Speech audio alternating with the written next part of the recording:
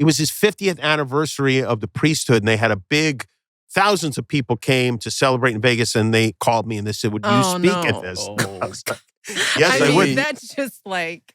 So I had a painting made of Father Bill to celebrate the occasion. And I had it on an easel, and I had a sheet hanging over it. I was going to reveal it. And I gave I talked about our relationship, and I made fun of him, and it was bishops were there. And then I revealed the painting, and it's a nude painting of him. Oh my God. Sitting on a stool.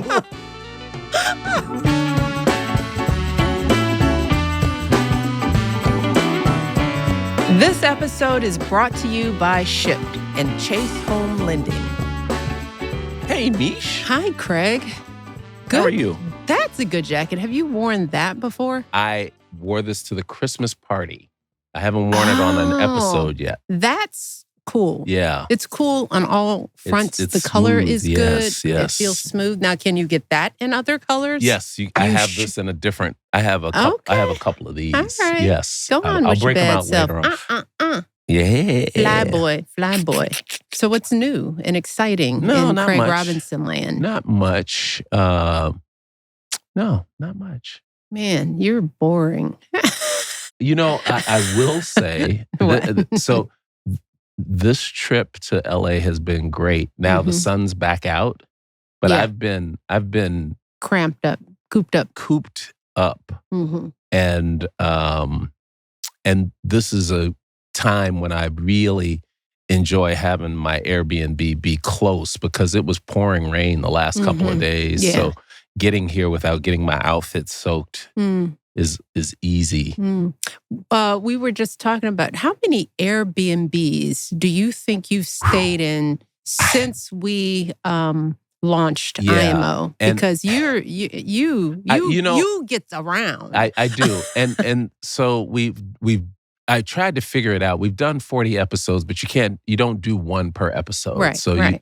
you figure on average we've done 4 or 5. How many total tapings have we done Yeah. in the last year, team? And I'd say about 44 or something like that. 10 tapings. Separate tapings. Because once we started doing this, then I was, just in my own personal life, I was doing Airbnb. The Airbnbs for all your travel, your trips, the things with the boys. The boys, yeah. all of that stuff. So I would say since last August, so a year ago, August, probably 2025. But it has been a great season 1, and we are looking forward to a great season 2 with Airbnb. Our partnership, we love it, love them, love the team of people who come with it, which is always a big part of it. Of course, Brian Chesky, the founder, the CEO, the big head honcho, is a dear, dear friend and someone that I love and respect dearly. But that's no bias. I think if he ran a janky company, we wouldn't be using him. Right. But he just so happened. You've been using to create janky a lot lately. I'm really loving the word janky. It applies to so much. Especially these days, there's a lot of jankiness happening around the world. But Airbnb doesn't fall into that category of janky. Yes, no. So speaking I'm really, of janky, no, I'm just nah, that's not right. We our guest this episode. We are very excited about our next guest, and I want to tell a little brief story before we bring him out, because this whole time we were talking about how both of us have been on his show. That's never happened, right? No, because no one invites you on nobody invites me show. anywhere. But it's like Jimmy when I did my book tour back in 2010, he invited me on.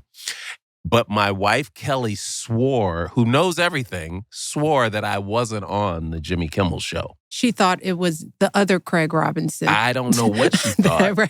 But I was like, how do you forget that? How do you confuse that? Who would forget being on Jimmy Kimmel's show? I mean, the green room aspect of his show, the music. I mean, it's a good green room. It was a real memorable vibe, as my kids would say. It was a vibe. It was drinks and food and music. Woo. Strippers. No, there weren't strippers. So that was only with me, right, Jimmy? So the male strippers. I didn't tell Barack. But we were, and I'm sure Jimmy wouldn't have remembered if I was on. He would remember if you were on. So we were doing So Crystal was doing some research and found out right before we came on that you were right. I was right. Yeah, I would like to think you would forget to get home. Right, and tell Kelly that she was wrong. Home. Well, let's properly introduce Jimmy Kimmel. Yes, let's do that. Jimmy Kimmel serves as host and executive producer of Jimmy Kimmel Live.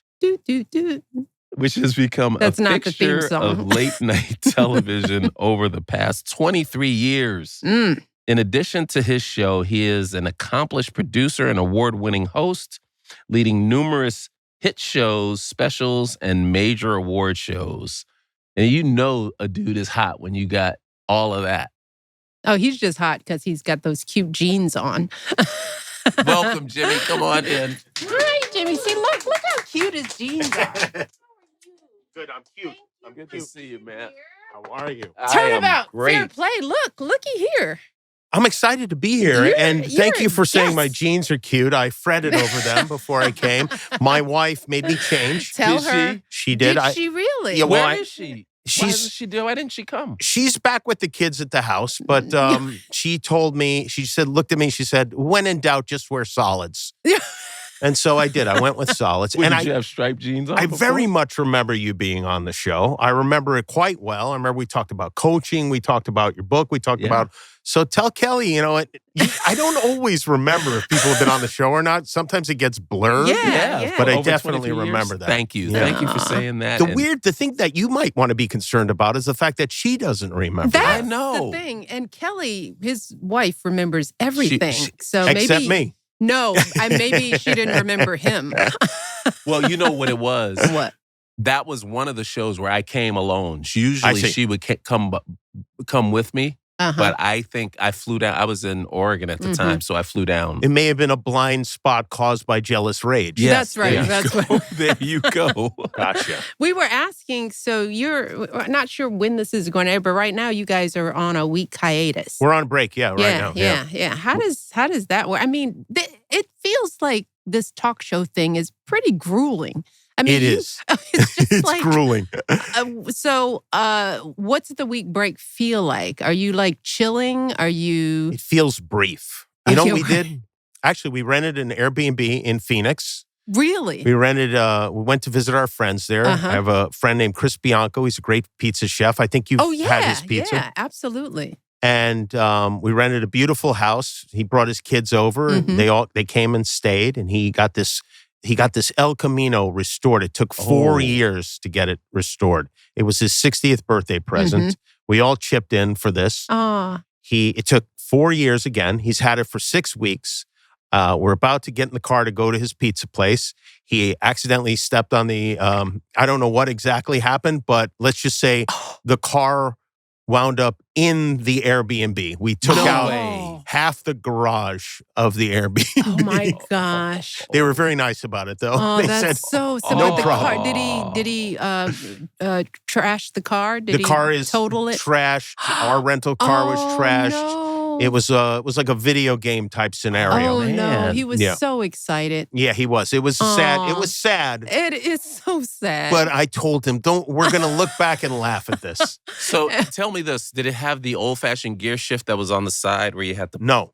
It was down, I know this because I drove it shortly before he drove it into the house. Oh, God. And it's so good. And I remember thinking, this car's too fast. It's like, it's too responsive, It's a little bit dangerous. Yeah, but it has to be in the right gear. It does. That's one of the things that we learned. Yeah, so if you're in drive and should be in reverse, it just doesn't work. So when that happens to your friend, are you laughing at him? Are you sort of like, buddy? I felt bad for him. I did. I mean, it's, when something like that happens and then there's that moment of release where you realize, okay, nobody's hurt and something ridiculous has just happened. I did have the urge to laugh, but I fought You held it. I held it in. We are laughing now. He's probably still not laughing, but But maybe by the time this airs. Maybe. Doubtful, but maybe, yeah. Were the kids in the car? The kids were in our rental car, and then the other group of kids were in the other car. And we had 3 cars, and we managed to destroy 2 of them. We'll get the other one later. So, did you get pizza at least? We did go for pizza afterwards. Because the kids were like, "Are we?" Because kids don't care. They're like, "Well, we thought we were getting pizza." It is funny because there was no discussion of not getting pizza after. There's not even a moment of that. We couldn't close the garage door of the house, and we just left. Oh, man. So that's what you do on your break. Yeah, no wonder it didn't feel long. You were dealing with crisis. Yeah. We took the kids to Vegas. We had a lot of fun in Vegas. So your kid, the little ones. Yeah. Right. Little ones, yeah. So what do you do with little ones in Vegas? We used to take the girls. We were campaigning in Vegas a lot. Right. And they loved Vegas. Kids love, there's a lot of fun stuff. Which I told them to stop saying out loud. Malia, they're like 10. And Malia's like, we love Vegas. We love staying at the Wynn. And I was like, you know what? Don't say that out loud. But it's made to attract little kids and old ladies like our mom. Kids like blackjack. They love video poker. They love, we took them to see the Michael Jackson Cirque du Soleil that's a show. Good one. Yeah. We went to see the Wizard of Oz at the Sphere. Wasn't that great? Yeah, really great. How long is that going to be there? I think a long time because it's doing very well. Yeah, that was fun. I took my Aunt Chippy along. She lives in Vegas, so we picked her up and brought her to the show. We went to a place called Omega Mart, which is part of this Meow Wolf what's that? franchise. It's these visual experiences, and it's very interesting. It's really fun. Okay. I think there's one in Dallas and one in Phoenix and one in Denver or something, but it was a lot of fun. Kids loved it. And they got to stay in a Vegas room. It looks like which Liberace died in it, that kind of thing. Do you let them get in the mini bar? Because that can break you. We did not. No. Okay. You know what? I don't think they even knew the mini bar was there. My kids knew. Oh, they did, yeah. No, they knew. I can't even imagine $12 candy bar. What my dad would have done if we'd gone, even opened the door of a mini bar. Yeah. Like when we were kids, the only vacation we ever took was when we lived in Brooklyn, we would go to Hershey Park in Hershey, Pennsylvania. And then when we lived in Vegas, we would drive to LA to go to Disneyland or whatever. And it was always very stressful. The car always broke down. It was just a matter of whether we made it halfway or not. We'd be towed to California or towed back home. Those are the worst vacations when you get towed back home. Everybody's on. My dad's mad. Everyone's quiet because we don't want him to get madder, But we'd stay at motels. And we had a little dog, Fluffy, and never even considered leaving Fluffy with someone. It wasn't even something that we thought I bet people back then wouldn't have taken somebody's dog. I mean, my aunt and uncle would have. They had a dog. I don't know why we didn't, but we took Fluffy, and then it was $2.50 extra to have a dog in your motel room. And of course, my dad didn't want to pay that. So we would smuggle Fluffy into the room. And then, we'd be at Disneyland all day. We'd leave the dog, Fluffy, and thinking, we always got charged at $2.50. It was like we never got away with it. I don't know why he went along with it. He's like, let's just see. He put do not disturb on the room so the maids didn't come. Don't clean. Fluffy's not going to bark all day long. Right. So Vegas, you were born in Brooklyn and moved to Vegas. What age? 9 years old. You were 9. So what prompted your move? I just loved to gamble. And what prompted our move was my Uncle Frank was a cop in New York for 20 years. And then he decided at age 40, he was going to retire from the police force. His pension was coming, and he decided, we're going to move to Florida. That was their plan. They're going to move to Florida like everybody from New York does. They got to Florida. They put a small deposit on a house, $100 on like a house that was going to be built in a subdivision. They were staying with friends, and in the backyard, the friends had a pool. There was an alligator in the pool in the backyard. My Aunt Chippy looked out. She goes, I didn't raise 3 daughters to have them eaten by a goddamn alligator. I'm with Aunt Chippy. And that was that for Florida. That would be it for me, too. I've said this before. It's a reasonable fear. Any place where an alligator could be in your backyard. It's like, I don't like mice in the house. I told Barack, can you imagine what I would do If I saw an alligator, I'd be like your Aunt Chippy. It's like, pick it. Everybody, we're out. We're out tonight. They lost $100. They went back to Brooklyn. They made a new plan. My Uncle Frank had heard that if you were a police officer, you could get a job as a security guard at one of the casinos. He got a job at the Frontier in Las Vegas. And then after a year at the Frontier, which is kind of a shabby hotel, he got a job at Caesar's Palace. And because he was Italian, they almost always put the Italian guys on Frank Sinatra as part of his security detail. And I think word got out, and we heard Uncle Frank's now Frank Sinatra's bodyguard, and we had to get out there. So my grandparents were with them, and we just moved to rejoin the family in Las Vegas. Oh, wow. My Aunt Chippy's still there, 86 years old.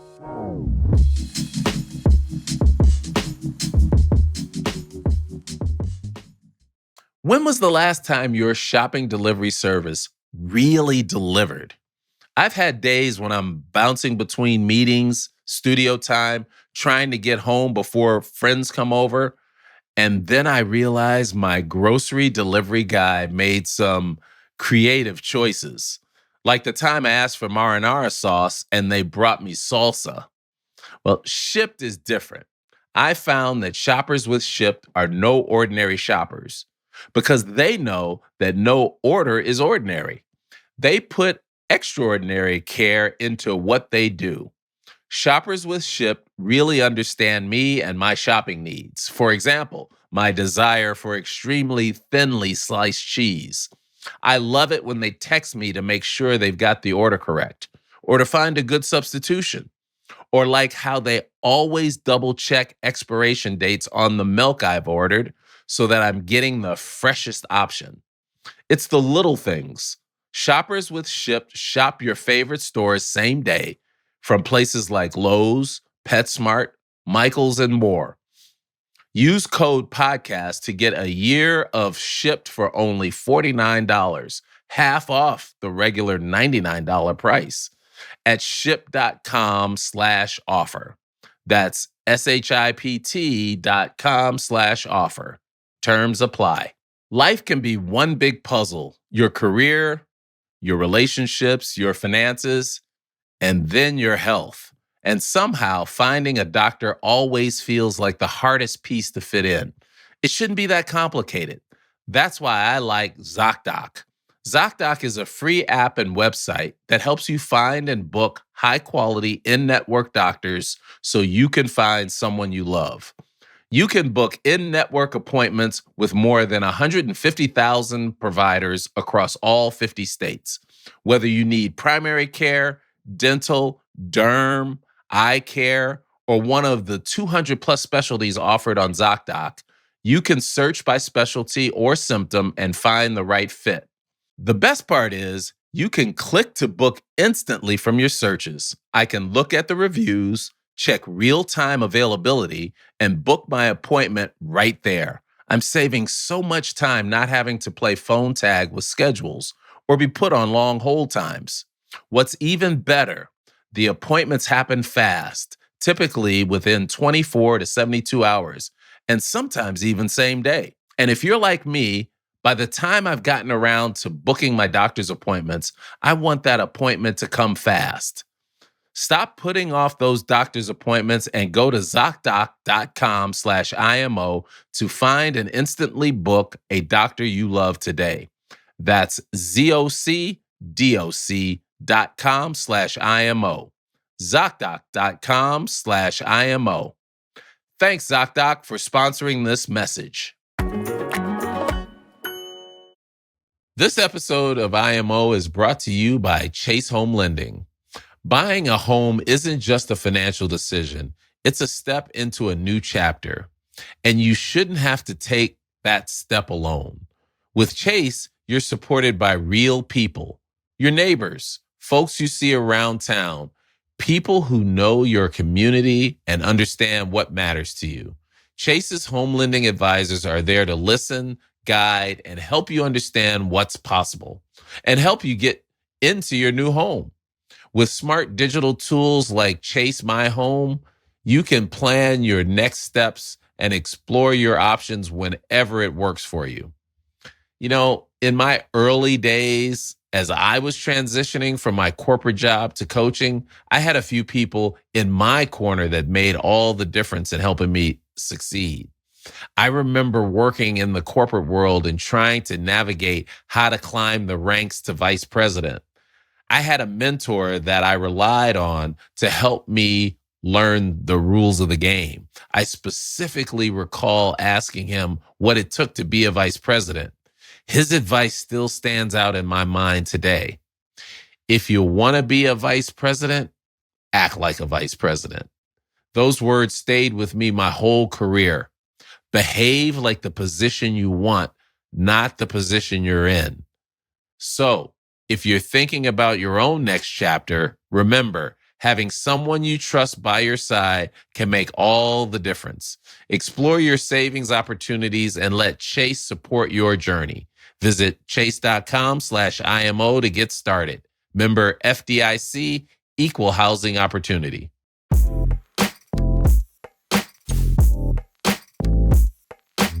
What did your parents do? Did both your parents work? What did your dad do when he got My mom raised us, and my dad worked for a company that Howard Hughes owned called Summa Corporation. We still don't know what it was that he did. I think he tried to explain it to us a couple of times, and it was either too complicated or too boring. Probably both.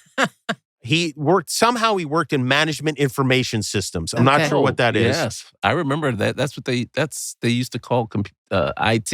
Is that right? Yes. My dad was an IT guy? He was a genius. He's not a genius. Okay. But he did somehow run these systems that ran the slot machines at the casinos. And they would set the odds on the. That's as much as I know. Oh, that's plenty. That's pretty good. And sometimes he would just clock in and go bowling, and then have someone clock out for him. Did you know that for a fact? I found that out a couple of years ago. Okay. How many of you siblings do you have? I have a sister and a brother. I'm the oldest. I have a sister. My sister's 3 years younger, and my brother is 9 years younger. Are you the typical oldest brother? Are you the protector? Are you or were you beating up your I tortured them. Yes. I beat them. I did all the things that you're supposed to do. Yeah. Psychological torture. But also, I'm so much older than my brother. I was kind of like a brother uncle to him, really. Yeah. So he was almost like it was like having another parent as far as I was concerned with him. So, but my brother works as a director and a writer. He works on South Park. He's a writer on South Park. And my sister. So you're the reason why South Park is. I am not the My sister is a comedian, a stand-up comic. That's wild. Yeah. And you said she came to stand-up comedy late in life. Yeah, she decided about maybe 13 years ago that she wanted to be a stand-up comic, and everybody was like, what? What did she do before that? She was just working in regular jobs in an office, and decided she wanted to do it and stuck with it, and now she does it for a living. Wow. Yeah. That's great. Wow. What's her brand of humor? Observation, her life, being a mom and things she notices, I guess. Yeah. I mean, I think that's what you'd call it. Yeah. That's Management information services, she does. But and my parents are alive and full of hijinks at all times. There's always something funny going on.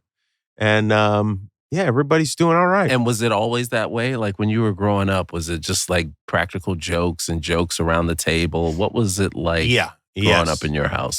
Very funny. Everyone's funny in our family. Literally everyone in the family's funny.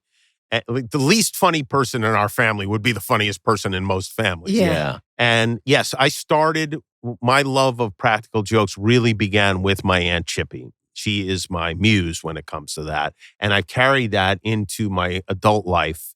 Our most recent mega prank on Aunt Chippy was we put her in a Waymo, the driverless vehicle. Oh my God. And how old is she? She was 85 at the time. Now she's 86. We put her in the car. We pretended we had an actor playing a limo driver and picked her up at the airport. He said, would you mind? I have to run in and use the bathroom. She's like, yeah, go ahead. Close the door. The car drives off with no driver. And The rest you should just watch on YouTube because it's. I couldn't possibly explain how funny it is. 85, Jimmy. I did. You know what I did? She has 3 daughters, my cousins, and before we did this, I wrote them and I said, "Listen, I have this idea, but I'm going to be honest with you. I don't know what's going to happen. Like this could potentially kill your mother. What do you think? I want to get your permission." The 3 of them answered yes before I don't think I even hit send. Yeah, go ahead.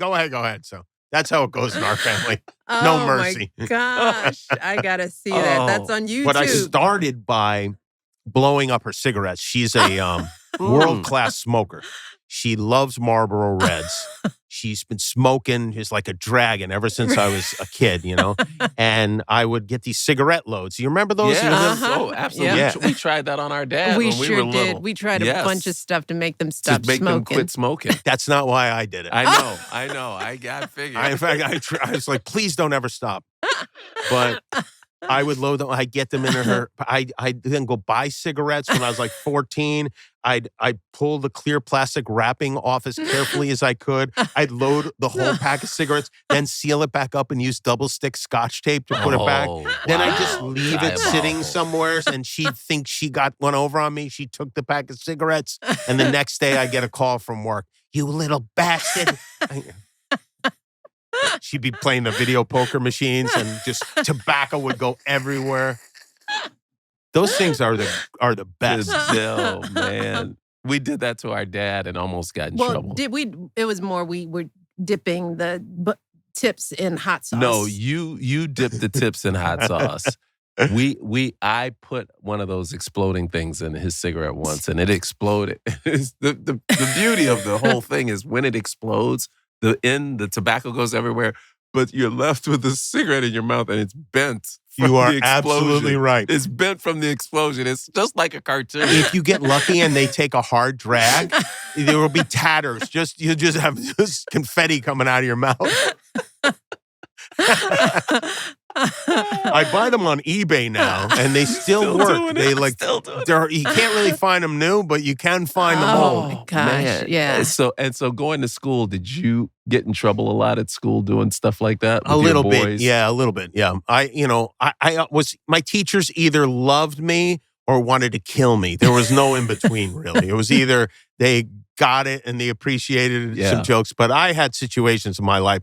Actually, when I hosted the White House Correspondents' Dinner, you were there, and actually we sat next to each other at that event. I told a story about my history teacher, Mr. Mills, at Clark High School in Las Vegas. George Mills was his name. Okay. He was like a big, tough, I think he was a Marine and a good teacher. A really good teacher. Was an advanced level class, but there was he did not like any screwing around in class. And finally, and I just never stopped.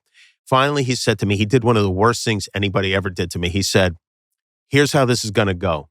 You tell one more joke and I fail you. You get an F." And I wanted to have good grades. And so this was a problem, and the class objected and the class spoke up in my defense, which was great, right? Yeah.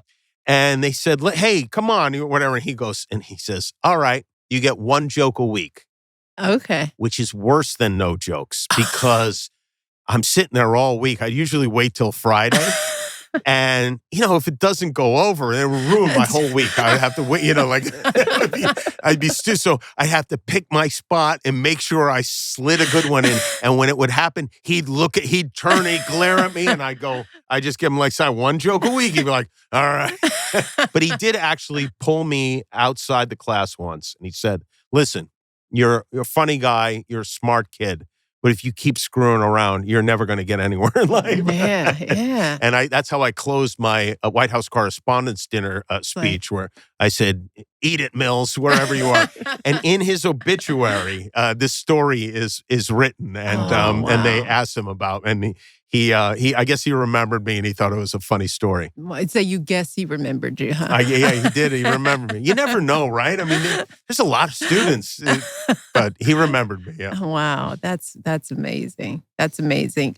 What do you remember most about your childhood in Vegas? I know that you had some pretty good friends, and And you with your friends and your family, there's a loyalty. I mean, it's like you glom onto people and they stay with you forever. Yeah. Is it loyalty or just no one else wants us around? No, I think it's what deep love and loyalty. No, yeah, I have a lot of family and friends working at the show.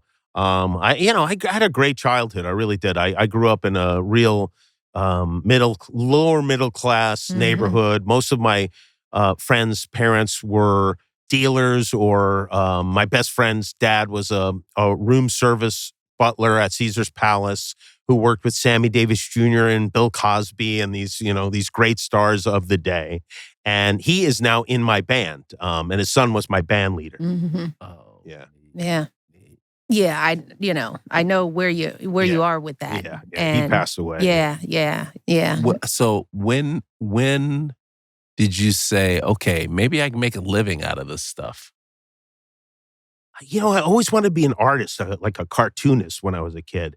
And I didn't know anybody in show business. It wasn't like, even growing up in Las Vegas, like there was this lounge singer named Perfecto who used to come over to my Aunt Chippy's house sometimes. And that was about as close as we got to show business. Yeah. Perfecto in Motion was the name of it. And then there was another guy named Lovelace Watkins who somehow my aunt and uncle befriended.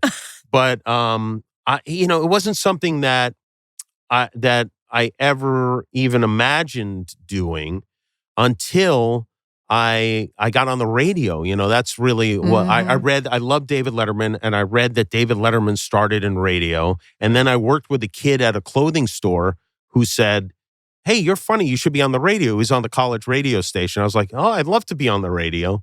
And I just kind of moved away from drawing and all that stuff that I was doing. And I got a real thrill out of being on the radio. I remember the first time I hosted a radio show, I was in high school. I was on the college radio station. And they just said to me, "Yeah, we'll give you a show on Sunday night for a half hour. You find somebody and interview them." It was just like this, really. Right. And I found this guy I found a guest in the Yellow Pages. He was the hairstylist of the stars. And I brought him in. I wanted to know what star's hair he'd styled. Turned out it was only one star. And that star was John Davidson from That's Incredible. You remember that guy? Yeah. Uh-huh. We spent a full half hour talking about John Davidson's hair, which included a big white spot that was like a skunk. He had like a skunk type white spot on his hair. And it was fun. And I went home and my Aunt Chippy was over the house smoking. Of course. She and my mother had listened, my parents had listened to it, and they were so excited. And, being raised in this loud Italian family, just being listened to, it was a big deal. And I think that was getting a word in edgewise. Yeah, just the fact that they sat around presumably quietly and listened to me for a half an hour was, I was so excited by it. And that's all I really wanted to do from there on. Wow. Is be a disc jockey. Did you finish college? I didn't. No, I was at UNLV for a year, and then my whole family moved. My dad lost his job. We moved to Phoenix. I went to Arizona State and got a job in Seattle doing morning radio before I graduated, which, by the way, never would have happened. Yeah. I say before I graduated as if I would have graduated. You weren't on that was not really. I was only going to school to avoid getting thrown out of the house. That was. My parents had no idea how much they were wasting on my education. So what was his first job in morning radio? It was in Seattle at a radio station called KZOK.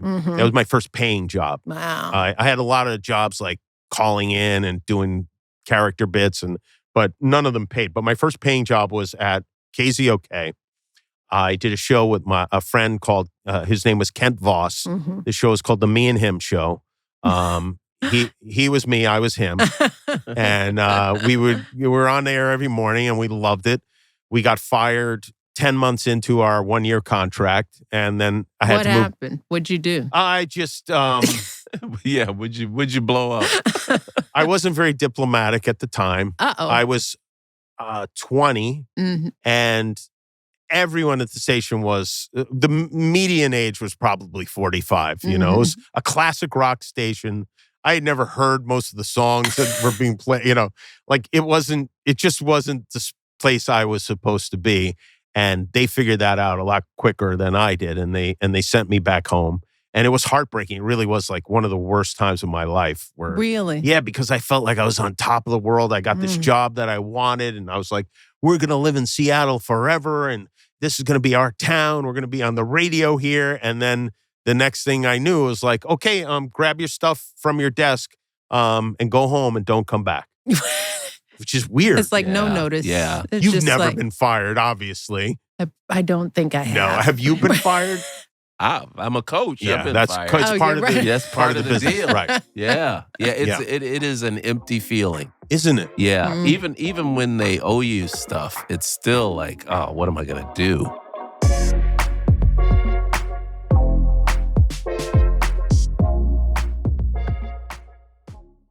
Does it bother anyone else that when they go on a trip, their house is just sitting there, totally unused and unwatched? I'll call up my relatives and ask, hey, anyone want to come stay at my place while I'm gone? No? No takers? Missed opportunity. That's why I love the idea of becoming a host with Airbnb. It's a great way to make sure your home is used and appreciated while you're off on that pizza tour of Chicago or whatever you've got planned. It's especially relevant because this summer, the FIFA World Cup is bringing fans from all over the world into cities across the United States. People will be traveling and looking for a place to stay while they catch the games.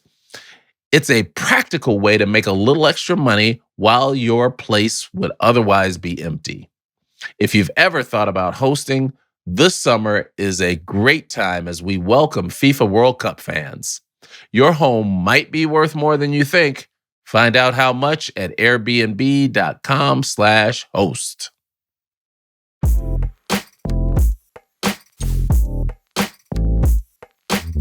And how about the people? Now, that's the thing that really disappointed me more than anything. These people that you think are your friends, who you just suddenly don't ever hear from. Yeah. It's like you have something contagious and they don't want any part of it. It's like you used to be funny, but now you stink. Yeah, like it really is. And I got fired a lot of times. So it wasn't the only time. And that's what I was going to say. You're like a coach. You get hired to get fired. How did you deal with those kinds of setbacks?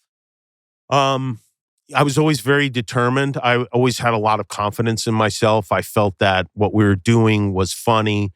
I really liked my partners on the air.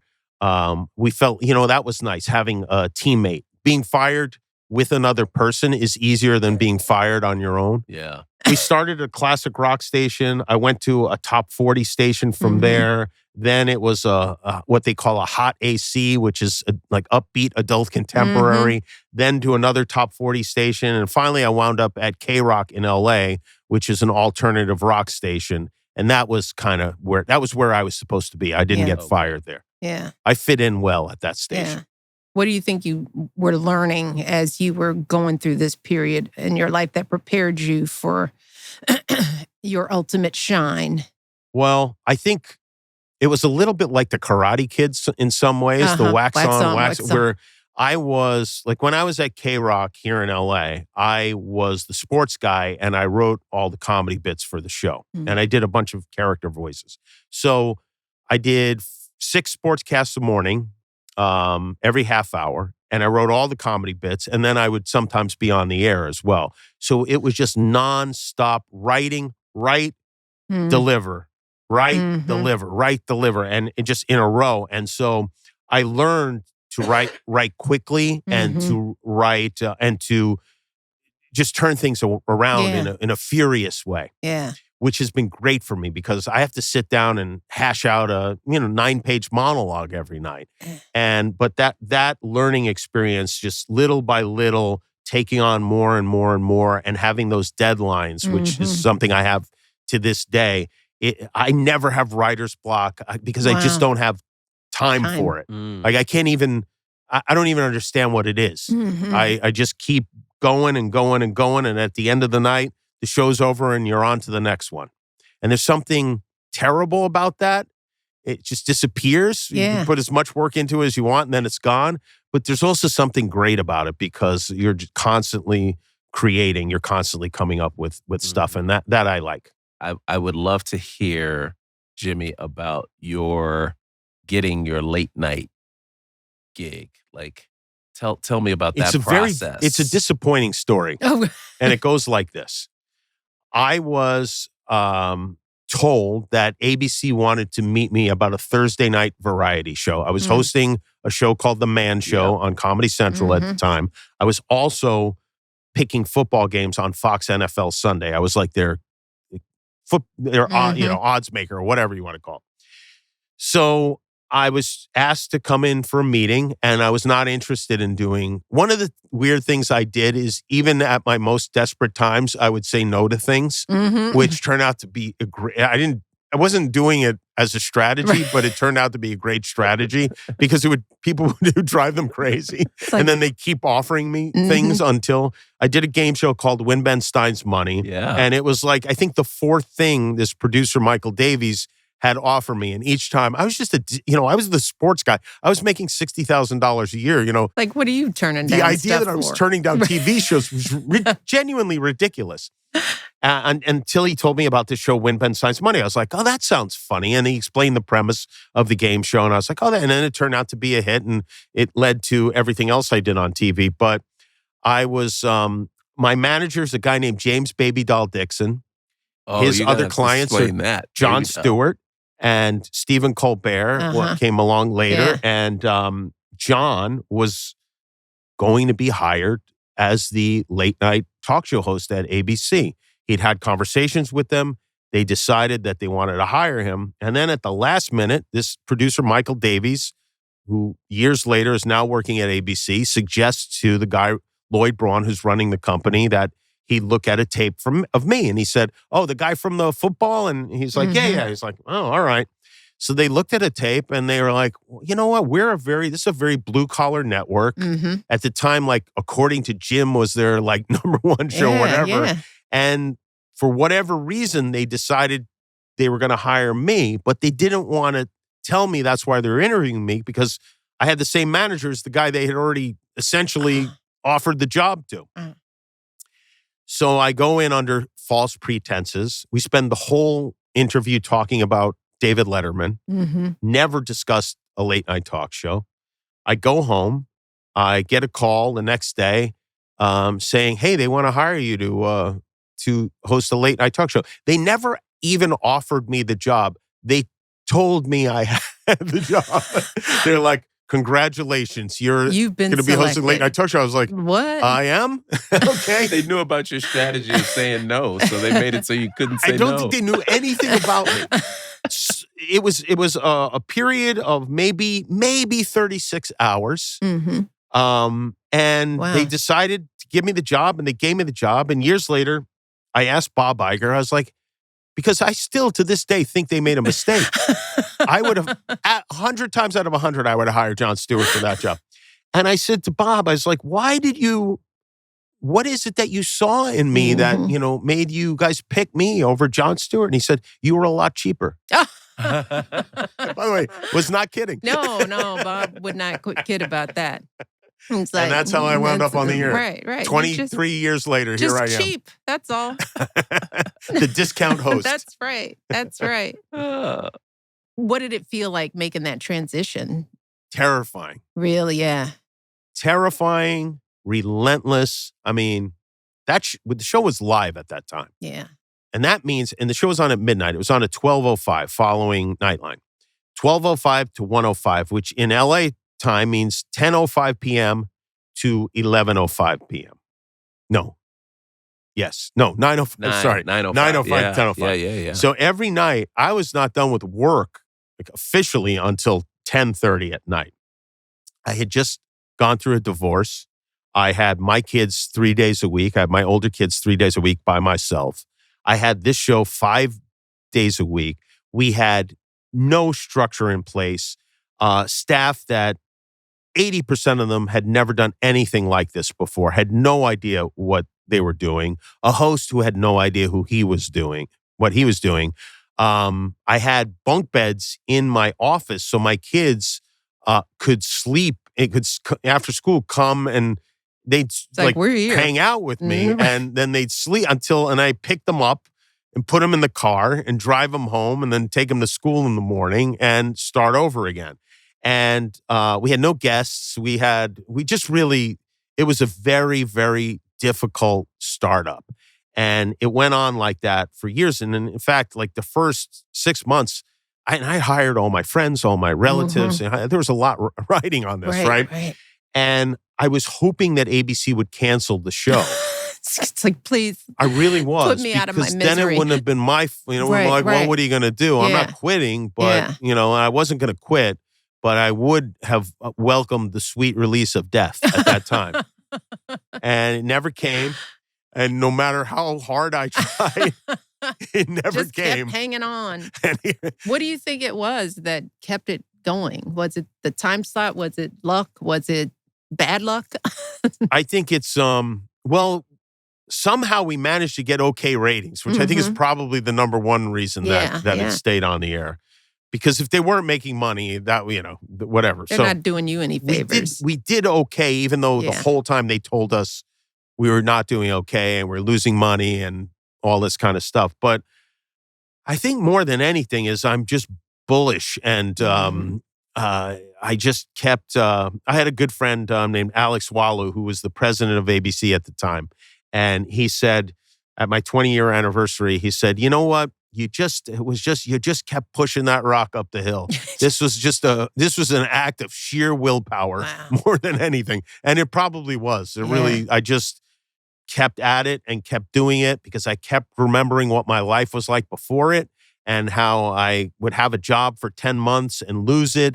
And I wanted to do everything in my power to keep it going. And if it didn't keep going, I would be okay. I would be able to make peace with that.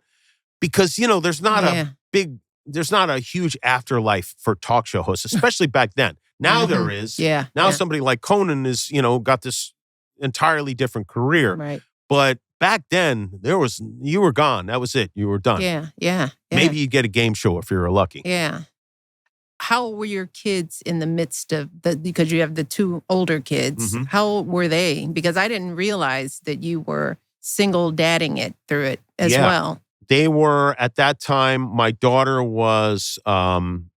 Katie was 10 and my son was 8. My son Kevin was 8. They were little. Yeah, they were little. They were almost exactly the age that my younger kids are now. Yeah. What do they remember about that time, or do they remember anything about that? They do. My son Kevin works at the show now, so he's still in the bunk bed. He's 6'5", but he's still in the bunk bed. They remember, it's a great question. I'd like to ask them what they remember, but they kind of had the run of the place, and there were a lot of snacks. I'm sure that was a big thing that they remember. But we had our family traditions just took place at the show. Yeah. I'd get my son a bean and cheese burrito from Paquito Mas. We had my daughter would get penne marinara from the Italian restaurant across the street. We'd do the homework. I'd be writing a monologue and helping them with their homework. It was just a weird mix of home. And I was in a dressing room that had no windows. It was like just very strange situation. But, what are you going to do? That's how you just have to do it. Yeah. What does your daughter do? My daughter is an artist, my oldest daughter. Her name's Katie Kimmel. You can find her on Instagram. She's a very successful ceramics artist. She makes really clever, whimsical sculptures. And she has a pop-up store at the Row in downtown LA. Nice. And she has a baby as well. So I am a grandfather. Welcome. Ooh. Thank you. What do they call you? Pop? Well, she is only 8 months old, so she calls me nothing right now. And my dad is Papa, so I'm not getting that. Right. So I'm going with Grandpa. I know it's weird, but I'm going to hope for just Grandpa. So any tips on working with family? Because this is our first go around. Oh, yeah. So. Well, I think it might be harder with you guys because you're playing the same role here. Whereas, I guess that's true. I'm in charge. Although that's not great, and that has its downside. But I'm fortunate, and maybe it's by design, that I only hire relatives who set the best possible example for as far as working hard goes, as far as not complaining goes, as far as doing what needs to be done. They know that they have to be in the top 10% as far as that stuff goes. So, and I've been fortunate. I've had a couple of unfortunate situations. I've had to fire my relatives. Cousin, I've had to scold my uncle. I had to call him into my office and lecture him. Yeah, that would be uncomfortable. And then, which is and weird. then how was Christmas after that? Well, he got over it quickly, but my Uncle Frank used to be he was a security guard on the show alongside Guillermo, who's my sidekick now. But Uncle Frank was my first sidekick, and he was the one we followed out to Las Vegas, who worked for Frank Sinatra. And he was a character. He was just an offbeat, funny, dense man who you could pull anything over on him. And he's very hard to explain. I think the best way to explain him is he once sat in a room and had an hour-long conversation with Kermit the Frog, never acknowledging that it was a puppet. Talking about dating and food and places to go and things to do. And it's just an unbelievable... Is that on YouTube? It is, yeah. It's just unbelievable. I got so much to do after this. The guy doing Kermit was like, I don't know what's going on here. Is this a joke on me? So why did he get fired? Oh, I didn't fire him. Oh, he wasn't one of the ones. Close. Okay, you had a talking to. He got called into the office. office. So what did he get called? Can you say, or is it a private matter? No, it wasn't anything bad. It was just like kind of refusing to do, like picking and choosing what he did and did not want to do, which, like part of the fun when somebody is, a stooge, for lack of a better term, is you put them in situations they don't necessarily want to be in. And he didn't want to be in it. And then he became like a star, and then he's like, I'm not going to do that. And I'm like, yeah, you are going to do that. You were still a stooge. You're a star, but you're a stooge. We need you to do all the things, not just the fun ones. Yeah. So, but he was funny, and he really helped get me through a lot of rocky times from a comedy standpoint, because I knew I could always turn to him and he would say something crazy,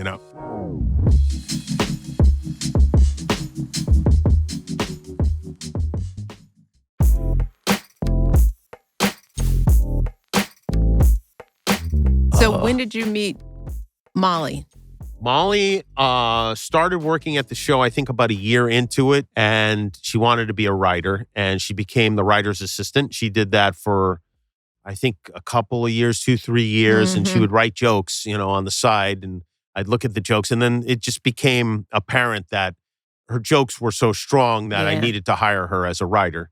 And I hired her as a writer, and she was great. And then she became the head writer when our head writer left. And then I think it was a couple years after that we started dating. Yeah. Molly is everybody's favorite person. Wait, let's back up a minute. So it was a couple of years after you made her head writer that you started dating? Yeah. When did you start thinking she was interesting? Oh, I know it always sounds like phony or whatever, but when I was dating comedian Sarah Silverman. I don't have that kind of brain. You're monogamous. So you had a girlfriend at the time. So I had a girlfriend, no interest. Okay. And then she had a boyfriend as well. And I also just, the idea of dating somebody at work wasn't necessarily a plan I had. But when I broke up with my girlfriend, I just you get in that period, you're like, I'm not going to go out. It was a fairly high profile relationship, whatever. I'm just going to hang. So I would just hang out at the show after work. We just hang out, a group of us.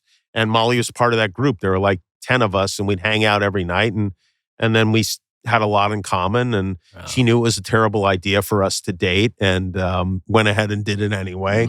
I was much more cavalier about the whole thing. I was like, it'll be fine. You're like, I'm the boss. It'll be okay. It'll be okay for me. That's But I also went from, a 13-year marriage to an 8-year relationship to dating Molly. So I've never been in a situation where I've been like dating, out there. I've never had anything like that. You weren't on the apps. Yeah, that's not my. Yeah, there weren't even apps. There weren't even apps. So you said earlier you don't know what writer's block is. You don't get writer's block. You just used to cranking out stuff. Yeah. Have you ever cranked out anything where you're like, ooh, I'm nervous about doing this? Or every day. Every day. Really? Yeah. But I tend to lean into those things. Though if something makes me nervous, I have to be talked out of it in a serious way. Yeah, I'm always more relaxed about it. That's why I was fired from all those other jobs, is because I always thought, oh, they'll think this is funny. Yeah. Right. I was like, oh, they'll think this is funny. I'm like, I don't think they're going to think it's funny. It's like, you're fired. I'll give you an example of something terrible I did. Yes. This was today. Okay. Fresh. Today is Ash Wednesday, right? Right. Oh, I forgot about that. You forgot about that? I did. How could you? Anyway, because we've been in this building all day. So my friend, comedian John Mulaney, texted me and Stephen Colbert and said, you guys have ashes? We're all Catholic. You guys have your ashes today? And Stephen sends back a picture of himself, and he's got it looks like he got hit with a charcoal briquette, And then I am like kind of looking at the picture, and I think, oh, this is what a mess this priest made on this thing. And I go into the bathroom and I get a pastel, and I draw a penis on my forehead. And I texted some. I'm like, I guess my priest thinks he's funny, and I thought, oh, maybe I'll put that on Instagram. And that got. And my wife was like, no, you're Don't not. do that. You will not. But if it were up to you, it'd have been sin. Left to my own devices. Good. I probably would have done that. Yeah. And now, in a way, I got. You know what? I kind of got what I needed because I did tell the story.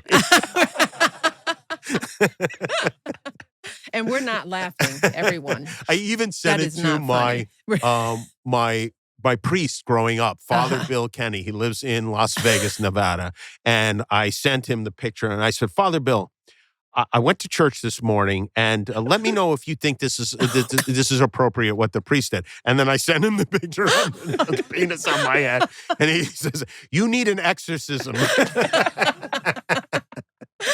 And you crack yourself up. I love it.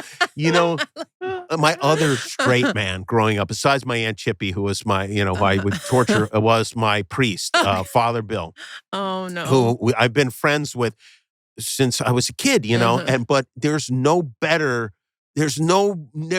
one who can be more, who gets more, you get more shock value out of than the priest from your church. And he had a great sense of humor. So he always thought it was funny, but I do crazy stuff in front of the other. And even it was his 50th anniversary of the priesthood, and they had a big, thousands of people came to celebrate in Vegas, and they called me and they said, would you speak at this? I was like, yes, I would. That's just like... So I had a painting made of Father Bill to celebrate the occasion. And I had it on an easel, and I had a sheet hanging over it. I was going to reveal it. And I gave I talked about our relationship, and I made fun of him, and it was bishops were there. And then I revealed the painting, and it's a nude painting of him. Oh my God. Sitting on a stool, covering himself in just the right spots. It was just great. It was really, really like, I love when I'm doing the same things I was doing when I was 14. Like you're just a kid.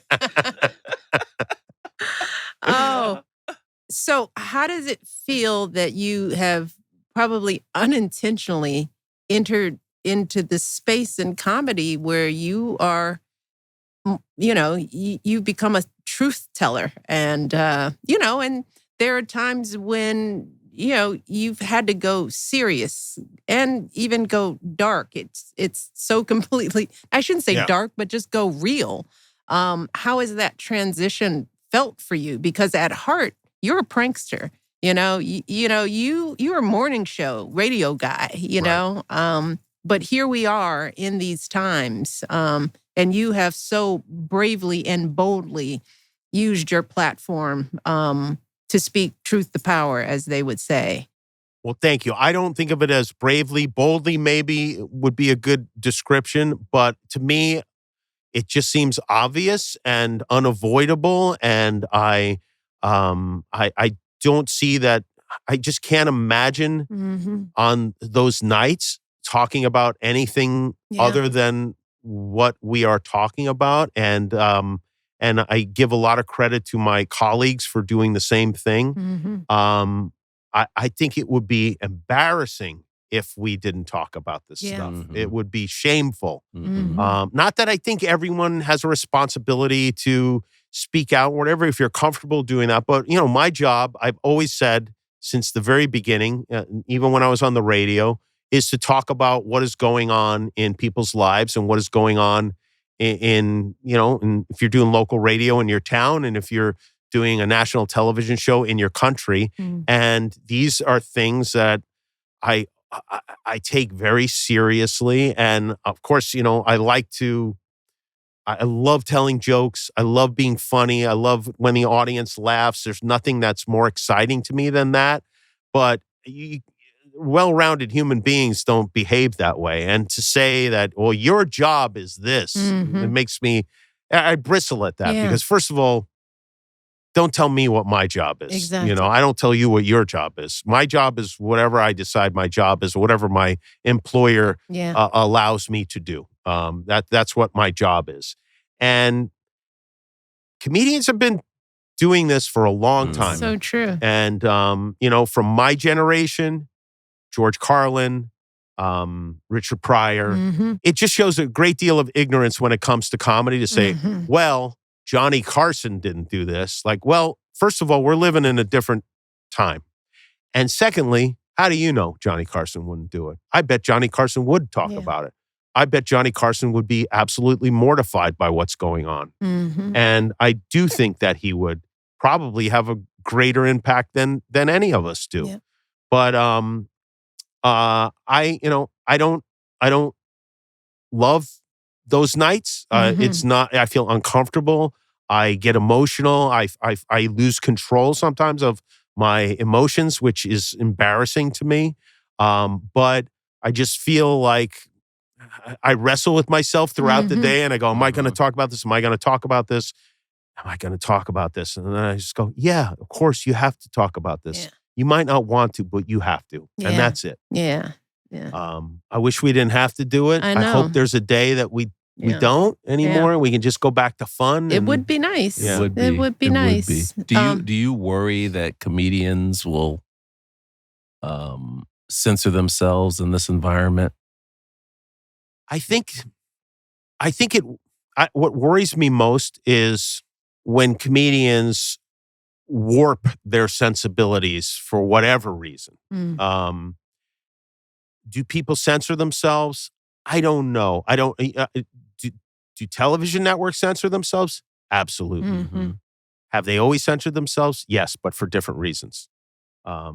I was listening to you guys talk to Henry Winkler, and ABC wouldn't let him wear his leather jacket unless he was riding a motorcycle. That's right. Yeah. I mean, how quaint is that? Right. Like leather jackets or some kind of it's like it's political the devil. statement. Right. Entryway to gang membership. If you look at it, you'll go blind. But I do think that there are people who are pretending to be something other than what they are. In search of an audience, and it's especially sad to me. It's especially sad to me because you look at some of these comics, and maybe they're not doing so great, and they I'm going to pick up this MAGA torch, and maybe people will support me just because of that. Well, it's important for people to know that for some of these folks, this is a game. This is a hustle. You know, more than you would think, I would bet, because there's a lot. You know, we saw it in the White House. You know, especially around the holidays when there would be a set of people who would demonize my husband on TV and then be in line for a picture with their grandchildren. You know, essentially saying, my granddaughter loves you. And, you know, and it's like, if you believe the things that you believe, if I believe this about someone, I wouldn't be in the line. I wouldn't be in the house. You know, so there's a lot of winking and nodding that goes on. It's like, you know, and I think that does a disservice to the people who are following people. It's like, oh, how much do you believe in this, you know, stuff you're spewing? Because if you don't believe it, don't play with people's lives like that. Yeah, it's hard to.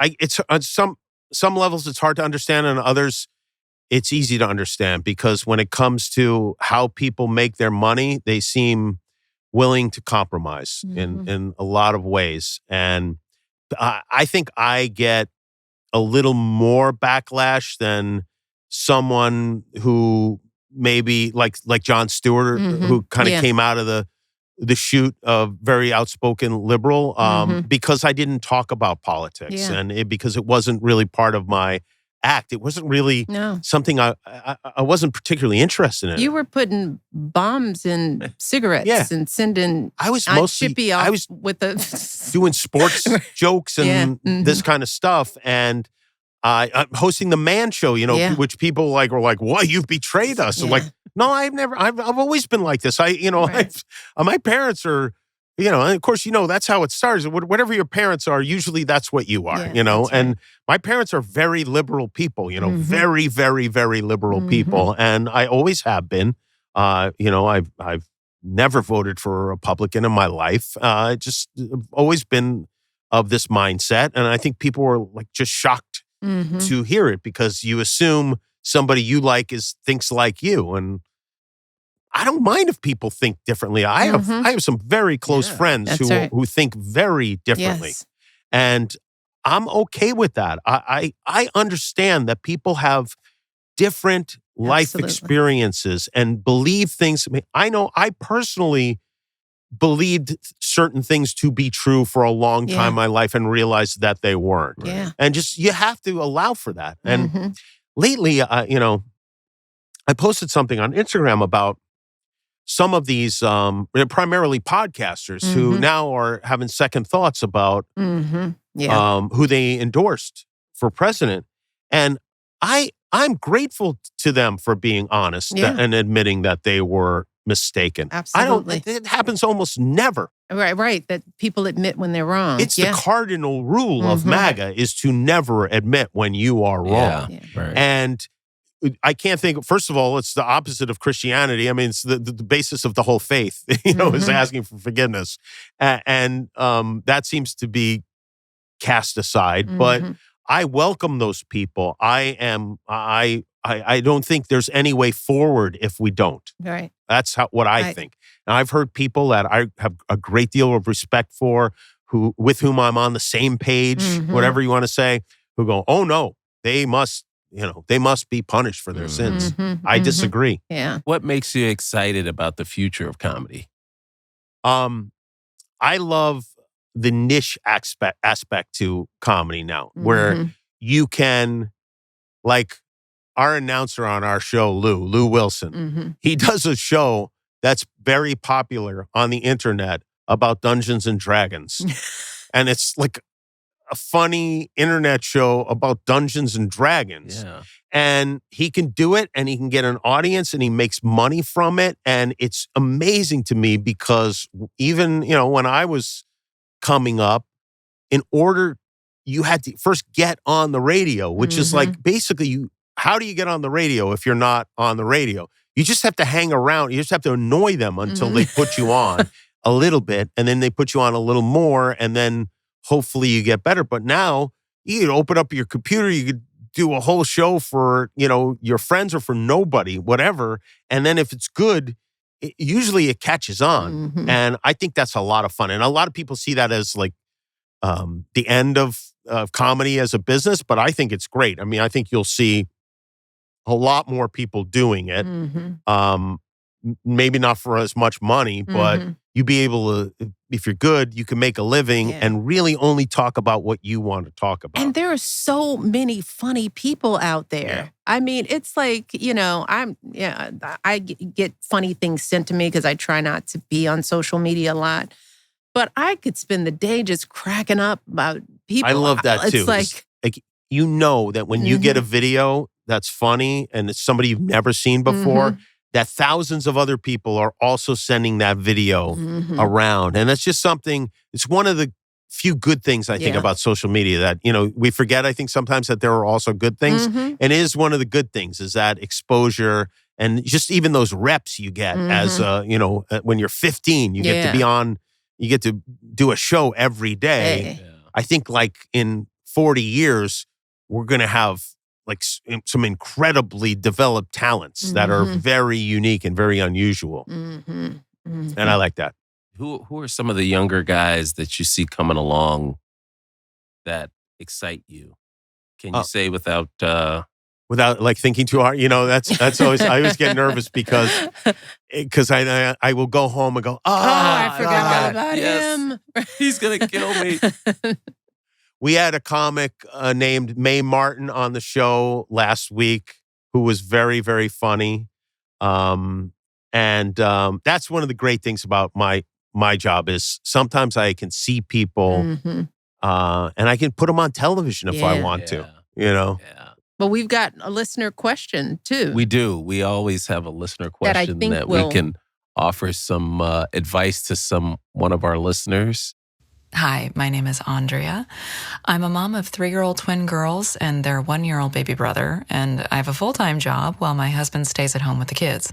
He has the harder job by 1,000 miles. I have a drive to be with my kids through their various phases, but being the sole breadwinner, I'm really only present on weekends and at bedtime. I know people, including you, say this time goes so quickly, so savor every moment.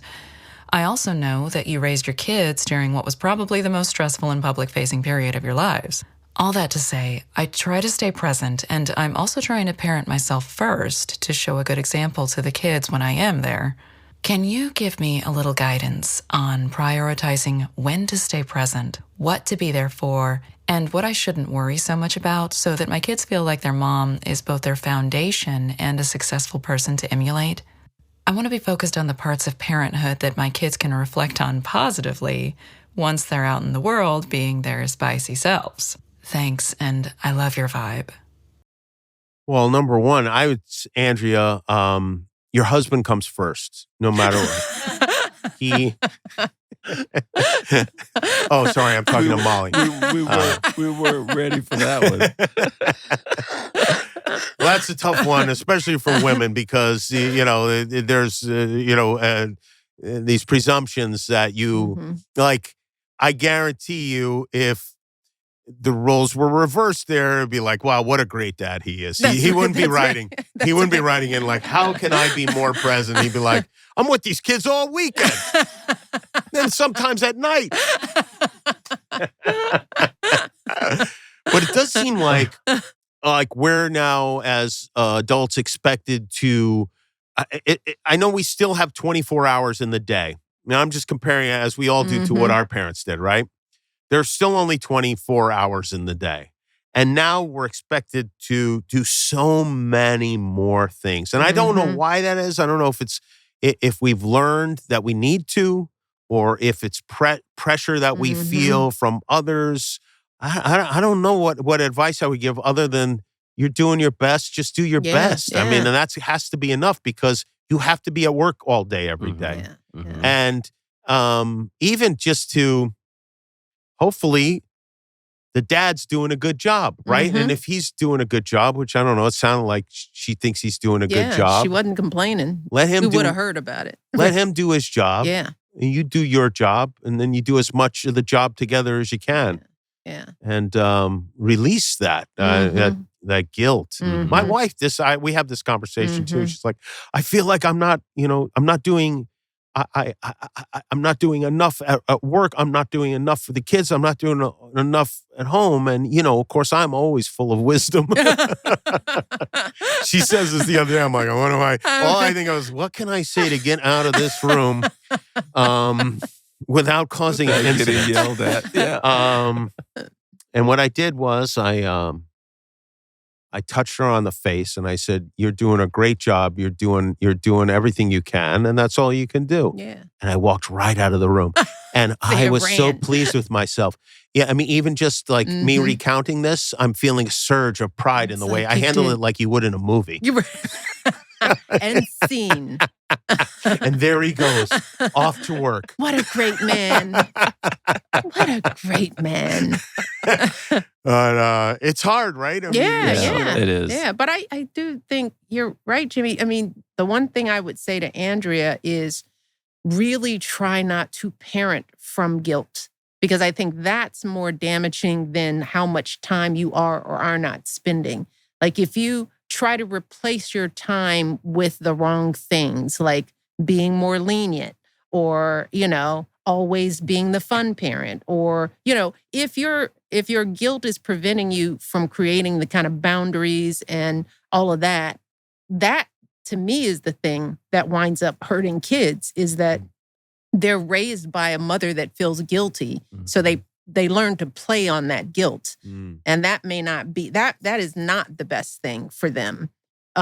So I learned that my kids react to the schedule the way I react to it, the way Barack reacts to it, right?